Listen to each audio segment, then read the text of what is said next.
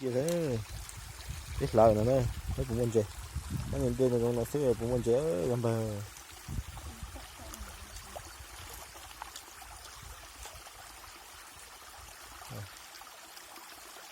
mà đó máy gặp không một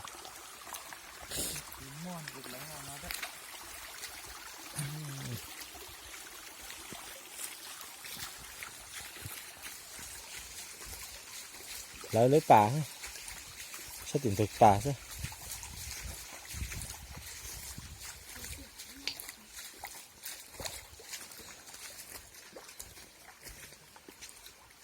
sẽ tìm được hả hỏng hay cũng một cặp phút here hỏng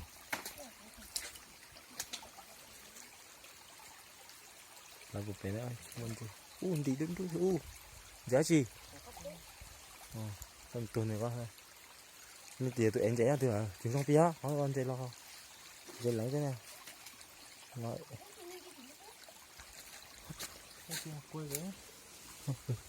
để nó nữa chơi đắt sát tì ha cái chủ trẻ nó lấy tôi rồi nó đi ở đây này thằng đó tôi có xíu không phải sẽ đi rồi nó phải lúc bà về bây giờ rồi chỉ sau mù bây giờ một lần chơi bên nó không có là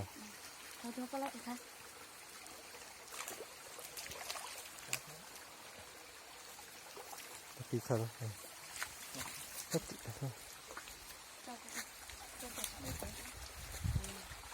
gì nữa khi nào hay con loại rồi mới chán lắm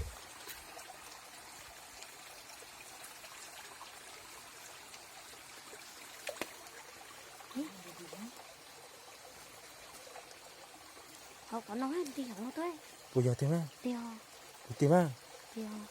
chỉ giờ đấy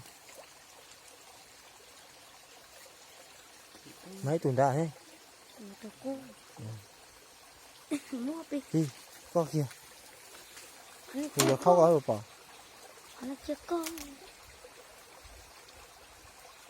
chỉ lẩu khi có nhắc họ nói được ta có tự có được cái lẩu này có cái mà xét đã trên hạ có bây giờ tìm á ra để chỉ dân chế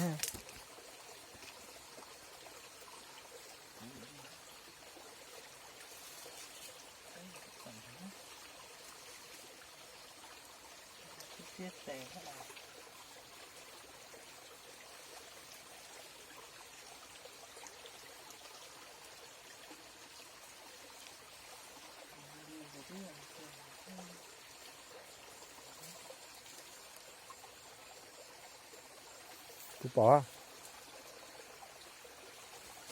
tao là nhóc nói tao cũng buồn nó từ nhóc của nó tao buồn lấy tiền đi nó bà chứ ôi nữa tao lo ha đi ha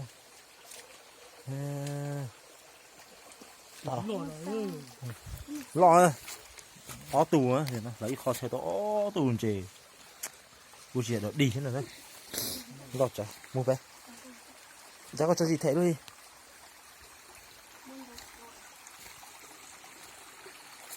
nó chủ kia không nó họ á thì nó học lại cho nó chưa đấy là bé là lấy ít té té bấm lại đó không ơi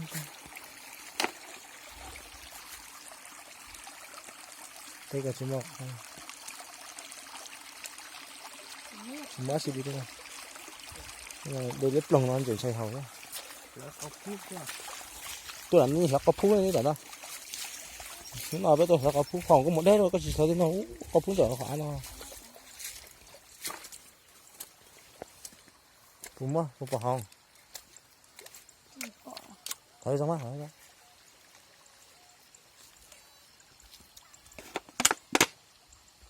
đúng không đi có cho nó khó ấy có cho nó khó đây chính là khó thành ơn là hồng ạ có việc có cửa sổ á lại hơi nó hậu xịa mua mấy tí không sẽ có nó sẽ chỉ giống nhau Đây liên chỉ nhá.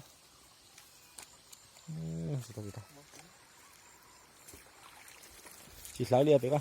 Hàng chỉ mua phải cái chứ. Lòi kìa nữa. Nó xả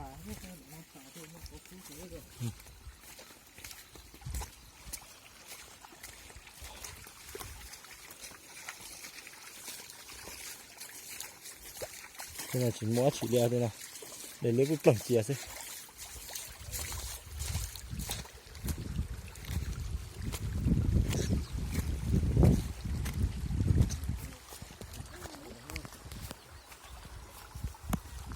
Auto.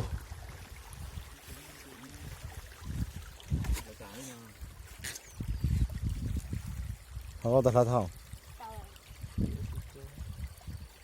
Chỉ ta phát chỉ bọn đi đi hỏng. Mình đi à?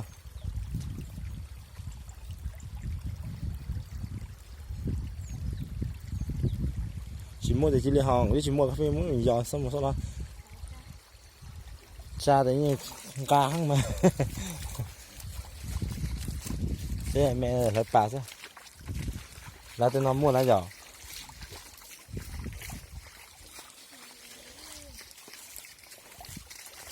Để chỉ muốn lạnh nữa không? Chỉ muốn lạnh cho nên nó cánh gì?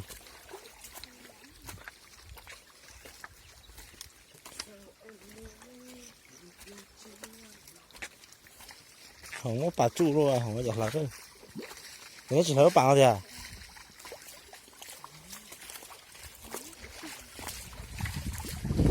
Ô, nó chỉ bỏ hòn rồi.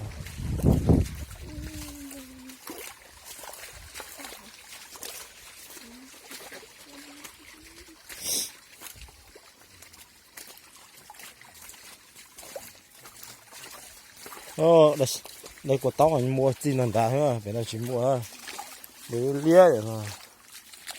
Mua tin rồi. Thời gian nào rồi? Đây cái nào chỉ mua đây của tao thôi. Đây nào. Bên chia rồi. Này chạy. Bể nữa.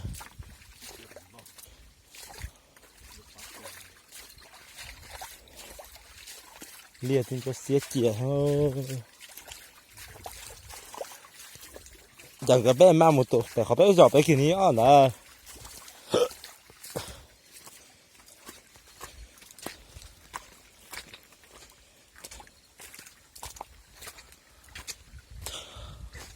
Quá một tiếng cho, sao nó còn là khô ta biết bội tiền chế lọ, rồi một xía thế.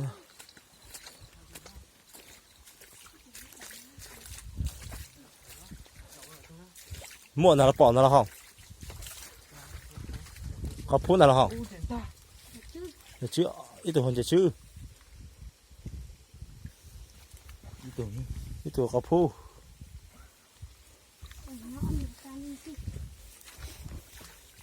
Mẹ cho học xét gì à? Nhà con mất khu đi. Mất phía à? Tôi cho đi. đúng rồi.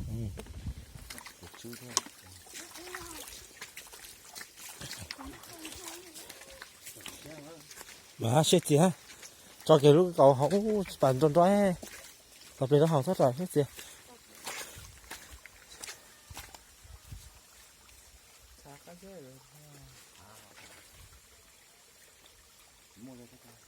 Đó thấy được gì không?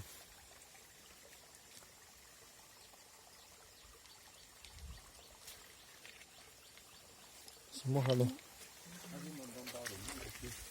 Tại sao nói không? Tại sao thì nói à? Giờ chưa?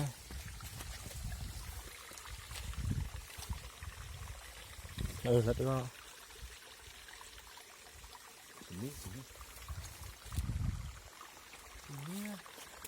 Thử rồi, ừ.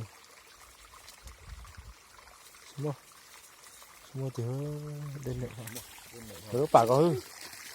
Đi, chú kỳ to. Chú kỳ to con đi liền nó thao có. Ừ, bà nó mình hư. Nè.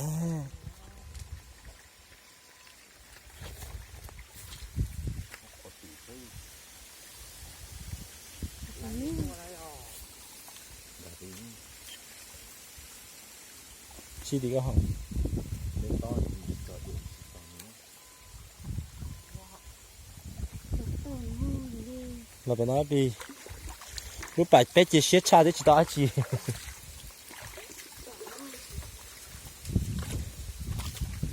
ở市场好啊。